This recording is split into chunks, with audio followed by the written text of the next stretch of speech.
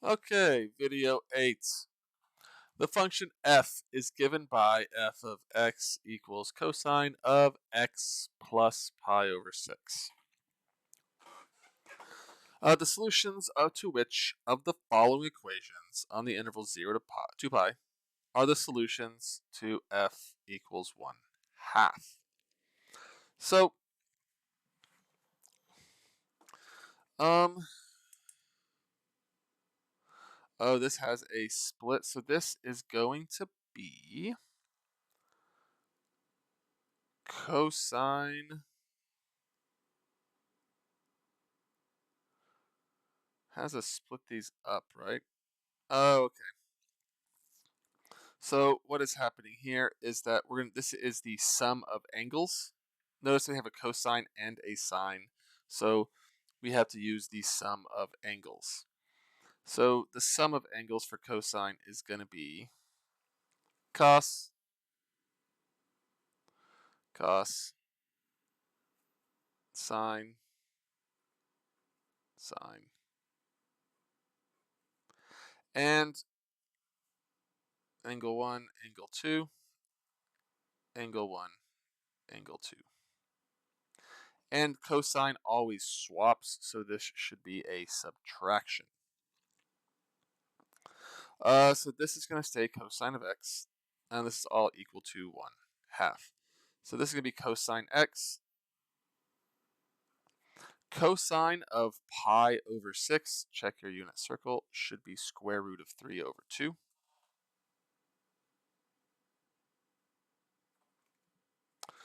And then this next sine x stays the same. Sine of pi over 6 is 1 half. Bring down the subtraction. All equal to 1 over 2. There's a lot of fractions in here. There's no fractions here, so let's multiply both sides by 2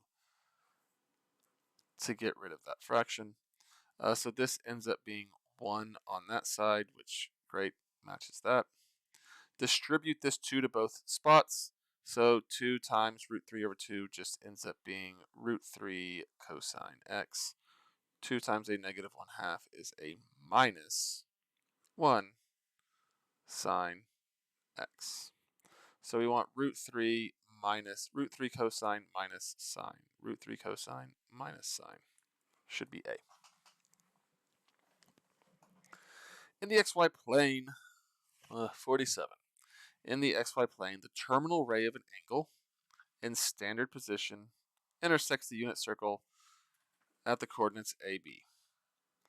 So the terminal ray, does it give us that angle for this? Okay, so draw a little sketch here. Does it tell us what quadrant? Doesn't tell us a quadrant. It just tells us there is some angle. This is AB. Okay? There's a second angle, so we'll call this theta 1. There is a second angle, so it doesn't matter where it is. And intersects the circle at CD. If the measure of the second angle is twice the measure of the first angle, so this angle right here should be 2 times theta 1. The measure of the second angle is double that. Great. What are the coordinates of C and D in terms of A and B? So that means that A is equal to cosine theta, and B is equal to sine theta. So I know that much. And I know that C is equal to cosine of 2 theta. And D is equal to sine of 2 theta because that is double the angle. And if it's double the angle, we can use the double angle formula. So this is C will be equal to 1, we'll do cosine 2 theta first, 1 minus sine squared, 2 times sine squared theta. Well, sine theta is B, so this is going to be 1 minus 2 b squared. So c should be 1 minus 2b squared. C is equal to, oh, that's not one of our options, so they used a different formula. Probably should have used a formula that only had one option. Looks like it's going to be in terms of a squared and b squared, so we'll just do C is equal to cosine squared theta minus sine squared theta. And that's going to be equal to b squared minus a squared. Why is that backwards? Sine is b squared. Oh, I wrote that backwards. It should be a squared minus b squared. A squared minus b squared. This is the only one with that one. So it has to be D. There are 3 different versions of the cosine of 2 theta. I used the version that is not an option on here, so I had to try a different version. And then there is only one version of sine of 2 theta, and that was 2 cosine theta times sine theta. And so that would be 2 times AB, 2 times AB. And there's 2 of those, so that's what D would equal. Okay, the function f is given by f of theta equals sine squared plus cosine x plus 1. The solutions to which of the following equations are solutions for f of x equals 0? So I want to set this whole thing equal to 0.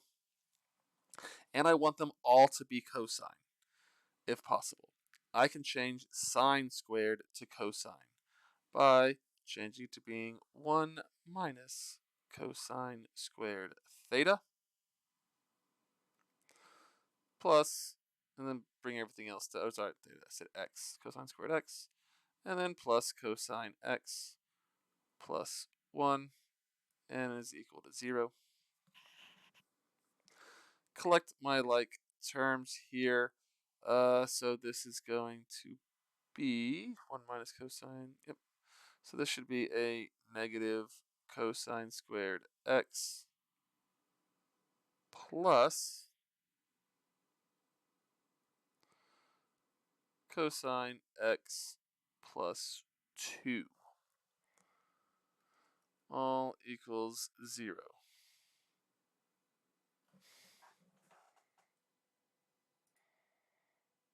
This looks weird. You can't factor this at all. Oh, it doesn't want us to factor this at all. So let's see here. 1 minus cosine squared. Yep. And then we don't need the parentheses, so we should get a negative cosine squared. Why didn't these have? Oh, you know, they multiplied both sides. That's just cheeky. They multiplied both sides by -1 to change this to not be a leading coefficient of negative. So that's going to make this a cosine squared x minus cosine x minus 2 is equal to 0. Cosine squared minus cosine minus 2. So it should be B. Man, I was looking for ways to factor that, and I just wasn't seeing it. Luckily, it was multiple choice. Okay, the function g is defined by secant squared plus tangent. What are all the solutions to g of x equals 1 on the interval? Oh, wow, okay. So, this is going to be a tough one here. So we need to figure out all the solutions when this is equal to 1. Secant squared x. I don't have my the secant squared trig identities I did not have memorized, so let's look those up real quick because you're going to have that cheat sheet on my version of the test.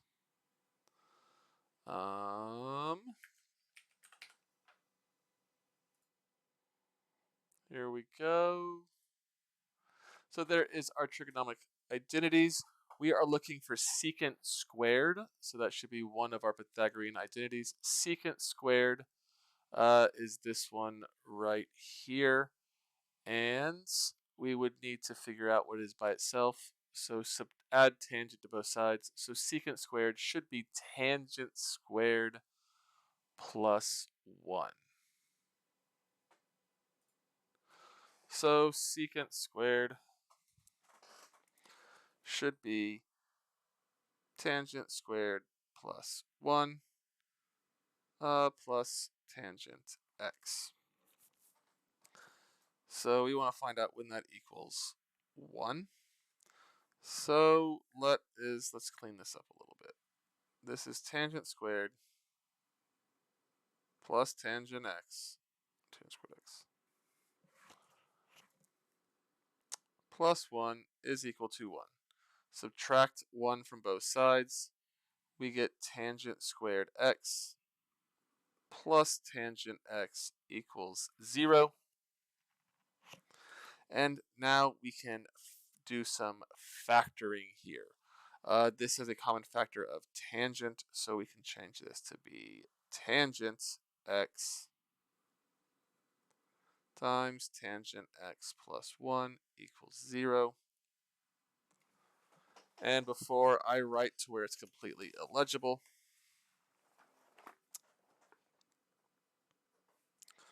so we have tangent x times tangent x plus 1 equals 0.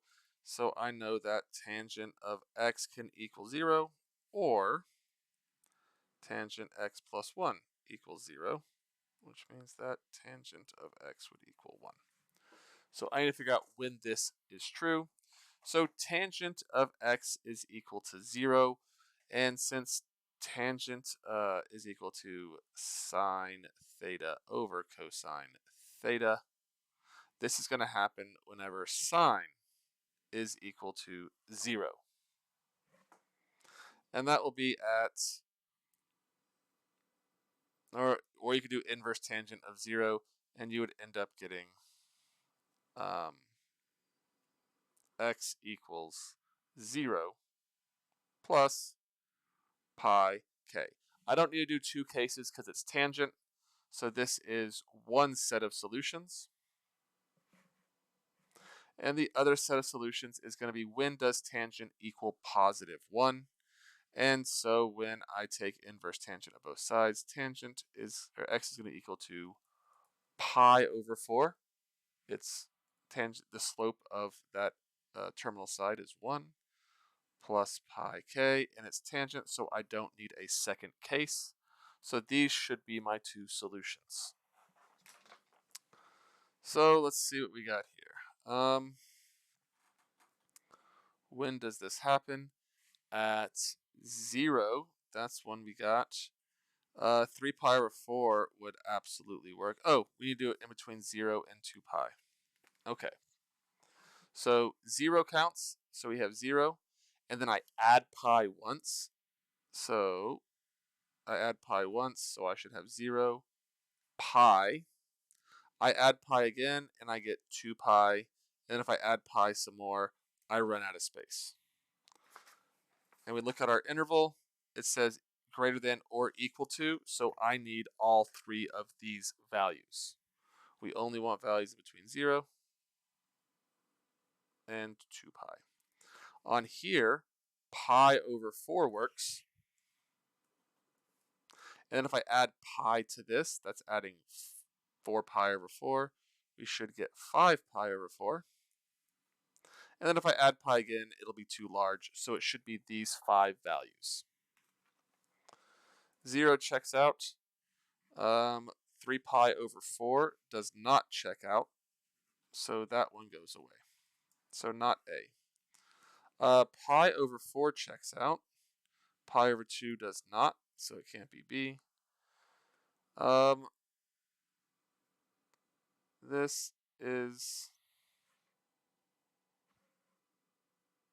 equals 1.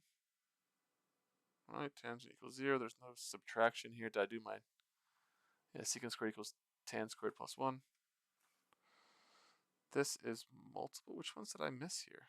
3 pi over 4 is a negative 1. 7 pi over 4 is negative 1.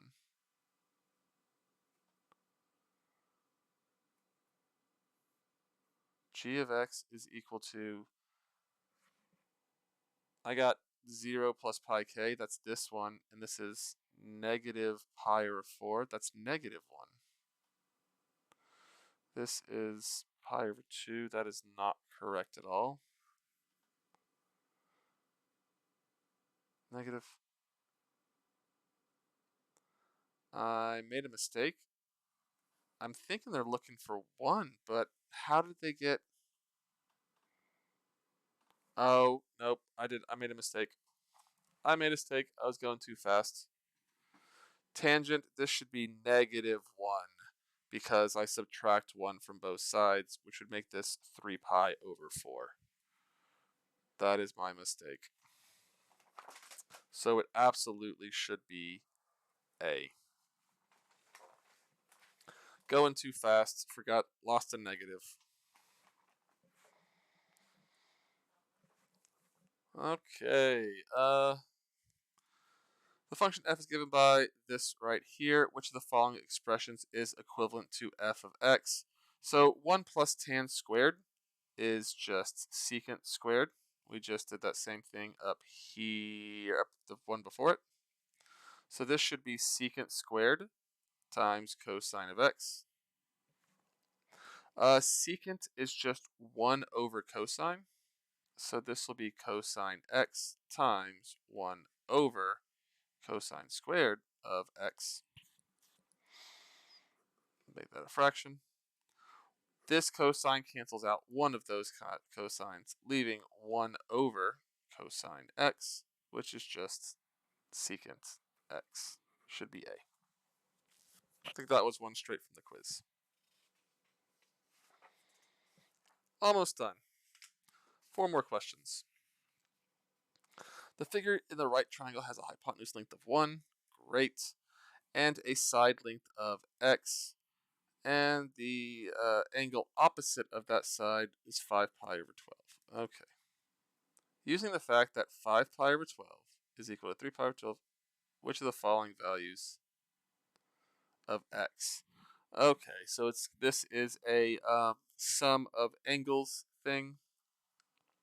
3 pi over 12 is pi over 4, and 2 pi over 12 is pi over 6. So we want to find, since this is opposite, we want to find sine. So we want to find, adding these together, and we want to find sine. And sine, the pattern is sine cos, cos sine. And we keep the plus, we keep the same operator there. And this will be pi over 4, this will be pi over 6, pi over 4, and pi over 6. Sine of pi over 4 is root 2 over 2. Cosine of pi over 4 is also root 2 over 2. Cosine of pi over 6 should be root 3 over 2. Sine of pi over 6 is going to be 1/2. So this should end up being root 2 times root 3 is root, oh, they didn't simplify it. Okay, so let's see here. Root 2 times root over, root 2 over 2, root 3 over 2, root 2 over 2, 1/2. It should be B. Yeah, don't want to double those up. Yep, B it is. Plus, great. The function f is given by the f of x. Break, find the value of 3 pi over 4.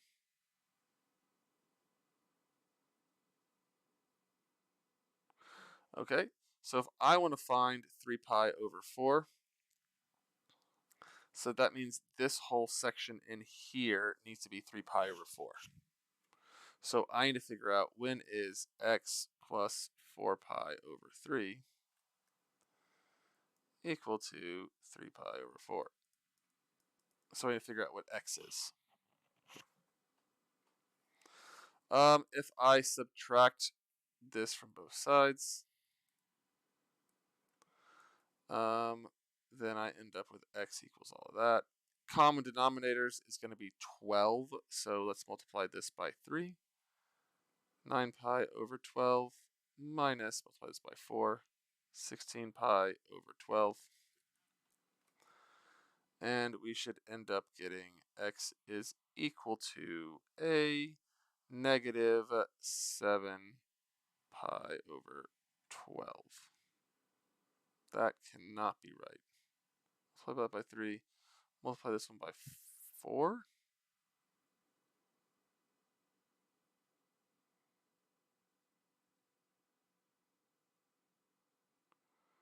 Negative 7 pi over 12. That's not a special angle. This is supposed to be a special angle.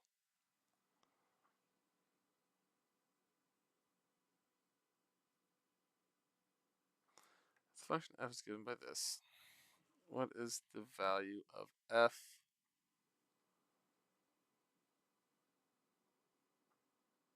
Oh, no, wait, no, yeah. Oh, never mind. It's getting late. What is the value of f of 3 pi over 4? This is just plug it in for x. I don't know what I was thinking there. Getting late in the night.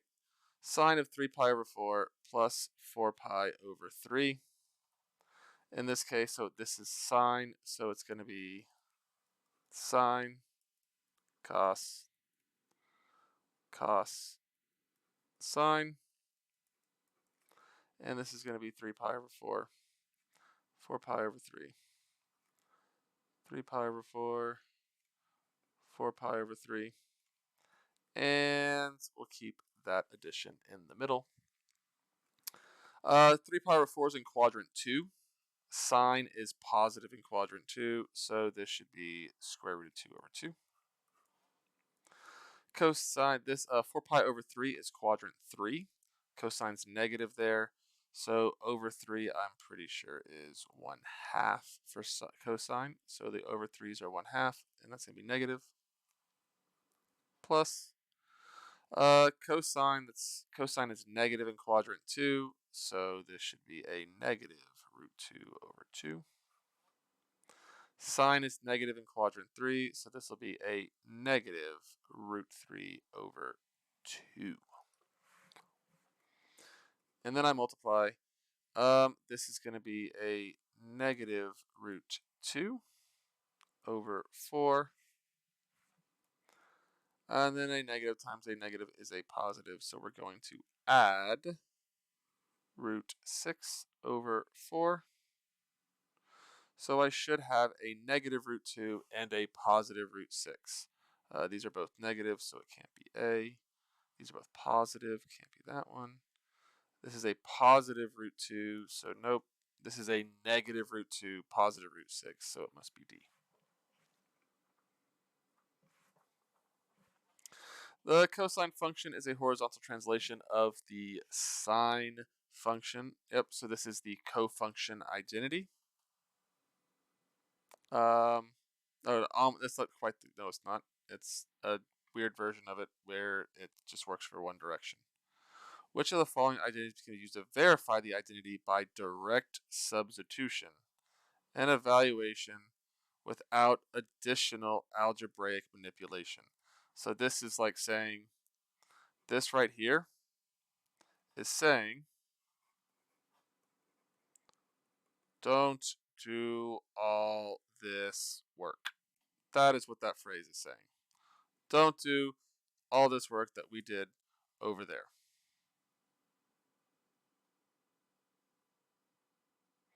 And so we can without the additional algebraic, actually this saying do all that work, because this is the sum identity for sine. So this is sum and sine, so it should just be A. There's no double angles here. Yeah, there's no double angles here. It's all sum identity, so it's going to be that one there. 54. The last question, which is my favorite question, the last one. The graph of the sinusoidal function f is given. Of the following, which is the greatest length of which is the greatest? So which is the greatest? The length of the interval that satisfies f of x is less than 5. So here's what I'm going to do. See if I can't color code these. So the interval where f of x is less than or equal to 5.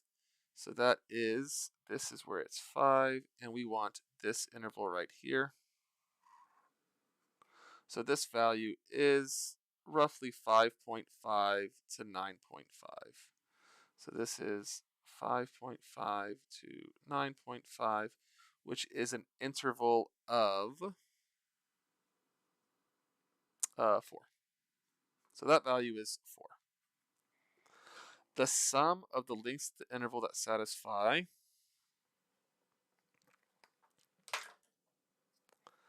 f is less than 5. So this one here. No, sorry, f is greater than 5, but less than 6. So if I draw, that's my 6 interval there. That's my 5 interval there. So it wants to add up this interval with that interval. Add up these two right here. So the interval for this is, I'm guessing that's going to be right at 5, all the way to 5.5-ish. So this has an interval of 1.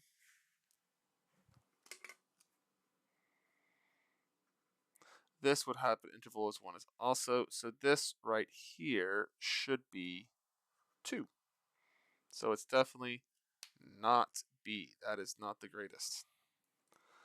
The length of the interval that satisfies f is greater than 9. So, do I have a different color handy? It's back here. Wait. I got purple to blue. So f is greater than 9. That looks like purple again. Am I colorblind? So we'll use this color. So f is greater than or equal to 9. 9 is right here, so that is this interval right here. This interval goes from, looks like about 1.5-ish, and I'm just eyeballing these all the way to 3.5. So this value is also 2. So it can't be that one either. 4 is still the winner. And the length of the interval that satisfies f is greater than 10. The f is greater than 10, so everything that is above that, this is 0, this is never above it, so it must be A. And there we go. Complete. I'll see you guys tomorrow, and I'll try and get these posted tonight. I hope they upload and compress fast enough.